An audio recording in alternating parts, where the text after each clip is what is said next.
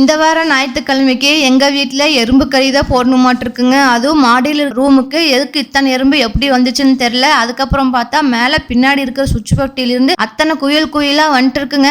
சரி, இந்த சாமி எறும்பு தான் ஒரு பக்கம் இருக்குதுன்ட்டு கீழே போய் என்னோட ஒர்க் பண்ணலான்னு பார்த்தா என்னோட ஹெட்செட்ல ஃபுல்லா செவ்வெரும்புங்க. சவுண்ட் வைக்கிற வால்யூமை வைக்க எச்சா எறும்பு வந்துட்டே இருக்கு. இப்போ வெயில் காலங்கிறதுனால எறும்பு எல்லாமே ரொம்ப ஆக்டிவா செயல்பட்டு இருக்கும். ஸோ குழந்தைங்க இருக்கிற வீட்டில், பெரியவங்க இருக்கிற வீட்டில் எல்லாருமே வந்து கேர்ஃபுல்லா இருங்க. எதுல எறும்பு இருக்குதுங்கிறதே தெரியாது. இந்த மாதிரி அனுபவம்லாம் யாருக்கு ஆயிருக்கு அப்படின்னு மறக்காம கமெண்ட் பண்ணுங்க. என்னன்னு கேட்டிங்கன்னா, நம்மளுக்கு நிறைய சாப்பிடணும் போல் இருக்கும், ஆனால் அன்னைக்கு ஒன்றுமே இருக்காது. நம்மளுக்கு எப்பவும் போல நார்மலாக எல்லாம் சாப்பிட்டு முடிச்சிருப்போம். அப்போன்னு பார்த்தீங்கன்னா மேலே நம்மளுக்கு சாப்பிட்றதுக்கு வந்திருக்கும். ஆமாங்க, எங்கள் மாமியார் ஊர்லேருந்து வரும்போது இடியாப்பம், தேங்காய் பால், அப்புறம் குழந்தைங்களுக்காக வெஜிடபிள்ஸ் எல்லாம் போட்டு மேகி எல்லாம் செஞ்சு எடுத்துட்டு வந்திருந்தாங்க. அதுக்கப்புறமா நாங்களுமே வந்து ராகி இட்லி வந்து செஞ்சு வச்சிருந்தோம். ஸோ ரொம்ப சாஃப்டாக இருந்துச்சு. ராகி இட்லிக்கு காம்போவா நாங்கள் சிக்கன் கிரேவி தான் பண்ணியிருந்தோம். ரொம்ப ட்ரையாகவும் இல்லாமல் ரொம்ப குழம்பு கன்சிஸ்டன்சிக்கும் இல்லாமல் செமி சாலிடாக இருந்துச்சு. அப்படின்னா தான் நல்லா இருக்கும் அப்படிங்கிறதுக்காக இந்த மாதிரி இட்லி அண்ட் சிக்கன் கறி காம்போ யாருக்கு பிடிக்கும் அப்படிங்கிறத மறக்காம கமெண்ட் பண்ணிருங்க. இந்த வீடியோ பிடிச்சிருந்துச்சுன்னா லைக் பண்ணுங்க. மீண்டும் வேறொரு இன்ட்ரெஸ்டிங்கான வீடியோவில் சந்திப்போம். Until then, signing off, BKSS family.